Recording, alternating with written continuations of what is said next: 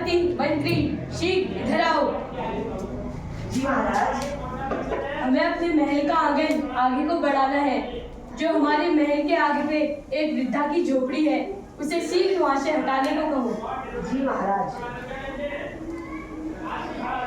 हे वृद्धा औरत, तुम्हारे महाराज का आदेश है कि तुम की झोपड़ी छोड़ के चले जाओ। महाराज, मैं कहाँ जाऊंगी? मेरा यहाँ कोई नहीं है। बस इस बुढ़ापे में मेरी पोती ही मेरा सहारा है। कहाँ जाऊंगी महाराज? हमारे महाराज को अपने महल का आंगन यहाँ तक बढ़ाना है, तभी उनका आदेश आया है कि तुम यहाँ से चले जाओ। महाराज, मैं कहाँ जाऊंगी? महाराज की जय हो।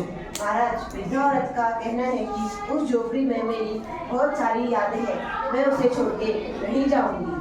अच्छा, अब हमें कुछ और रास्ता अपनाना पड़ेगा। चलो सेठ।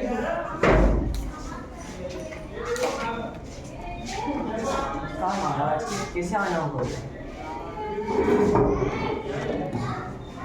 हमें अपना महल का आंगन आगे को बढ़ाना है।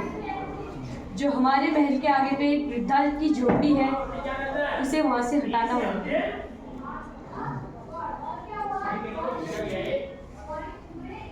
ठीक है, आपका काम हो जाएगा।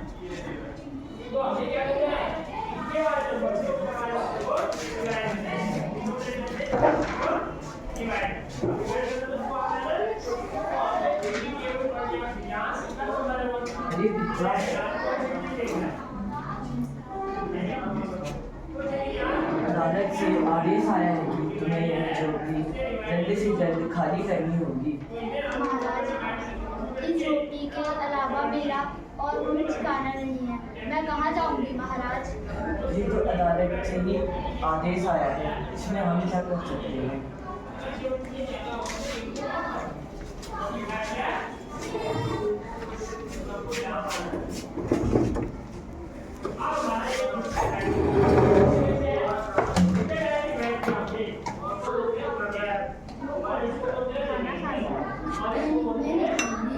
मैं अपने घर ही जाकर खाऊंगी।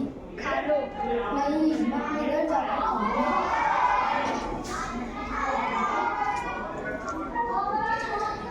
हे वृद्धा औरत, तुम फिर यहाँ क्यों आ गई? हमारे महाराज देखेंगे तुम पे कोड़ी तो उठेंगी। मैं यहाँ किसी काम से आई हूँ। मुझे एक बार महाराज से मिला दीजिए। आ जाइए। तुम फिर से यहाँ आ गई, क्या काम है तुम्हारा? महाराज, मैं अपनी झोपड़ी में रहने नहीं आई।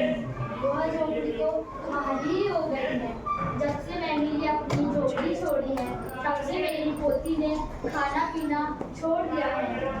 मैंने सोचा कि यहाँ से एक टोकरी मिट्टी ले जाऊँ और फिर उसका चूल्हा बना के पोती को खाना खिलाऊंगी तो शायद लगता है वह खाना खा ले।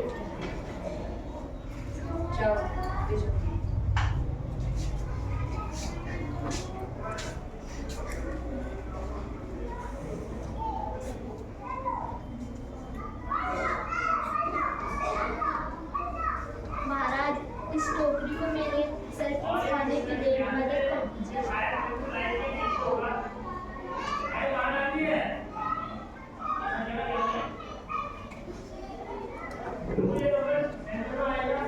यह टोकरी तो बहुत भारी है।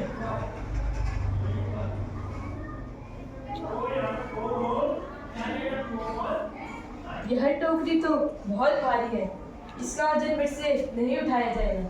महाराज, बुरा ना माने तो एक बात कहूँ? बोलो।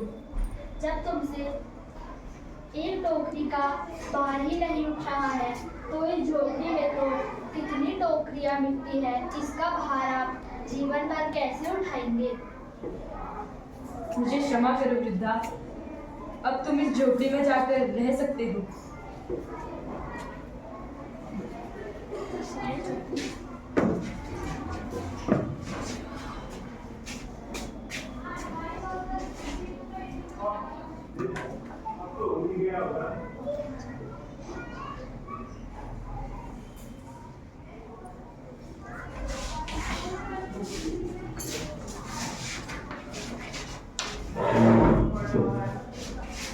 इस कहानी से हमें यह संदेश मिलता है कि किसी गरीब, अत्याचार और निर्बल पर हमें दया करनी चाहिए।